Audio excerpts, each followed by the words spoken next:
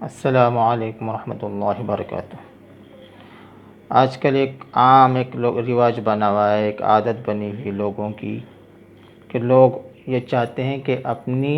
مرضی کی، اپنی پسند کی شادی ہو، اور فیس بک وغیرہ پر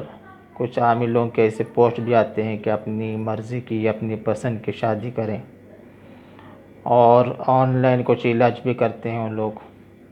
اور کچھ لوگ کسی عامل کے پاس جا کر بھی علاج کرتے ہیں، اور سفلی عمل کے ذریعے سے یہ کوشش کرتے ہیں کہ میری مرضی کی شادی ہو، یعنی میری مرضی کی یعنی میں فلاں لڑکی کو چاہتا ہوں یا فلاں لڑکی فلاں لڑکے کو چاہتی ہے، اور وہ یہ چاہتی ہے کہ اسی سے اس کی شادی ہو۔ اس کے لیے وہ لوگ سفلی عمل کا استعمال کرتے ہیں، اور کسی بھی طریقے سے کوئی چیز کھلائی بھی جاتی ہے اس میں، اور کچھ اور بھی بہت سارے کچھ کرتے ہوں گے، کچھ غلط سلط طریقے۔ تو بہرحال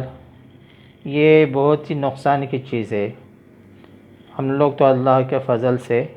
سفلی عمل نہیں کرتے، لیکن ہمارے پاس ایسے کیس آتے ہیں کہ جن کے اوپر کسی نے سفلی عمل کیا،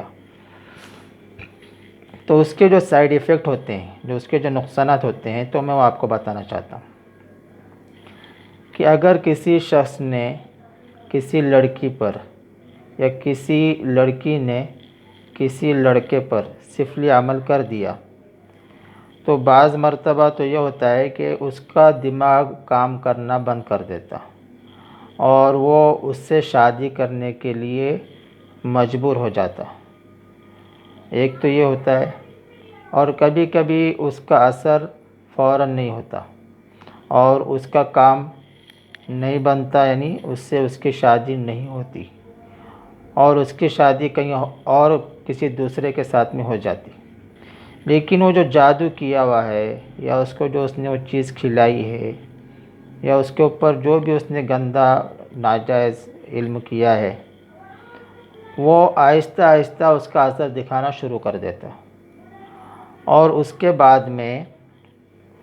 اس کی شادی ہو جانے کے بعد میں کچھ مہینوں بعد یا کچھ سالوں بعد میں وہ اس کا اپنا اثر دکھانا شروع کر دیتا ہے، یعنی اس کا اثر پورا ایک شکل بن جاتی،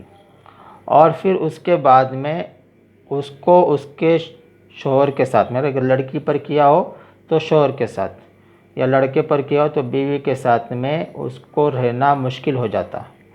اور آپس میں انبن، جھگڑا، ایک دوسرے سے نفرت، اور بہت اس میں قسم قسم کے جو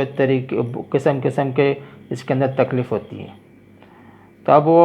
جیسے ہم لوگ علاج کرتے ہیں تو ہمارے سامنے ایسے کیسز آتے ہیں،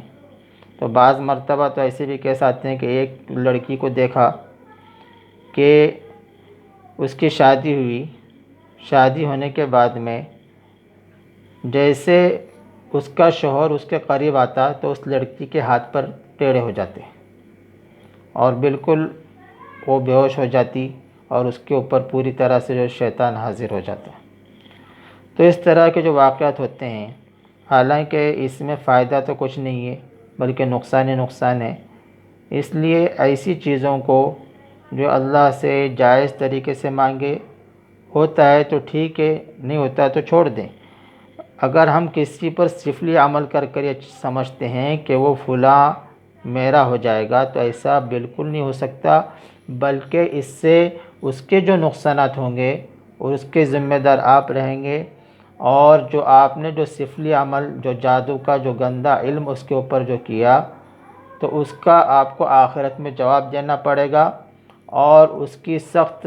جو اس کے تعلق سے پوچھ ہوگی، اس لیے کہ جادو حرام ہے۔ آپ صلی اللہ علیہ وسلم نے سختی کے ساتھ میں جادو سیکھنے سے منع فرمایا ہے، اسی طرح جادو کرنے سے بھی منع فرمایا ہے۔ جادو ناجائز اور حرام چیز ہے، اس لیے اس سے بچیں، اور اپنی چاہت کے لیے، اپنی خوشی کے لیے کسی کو برباد نہ کریں۔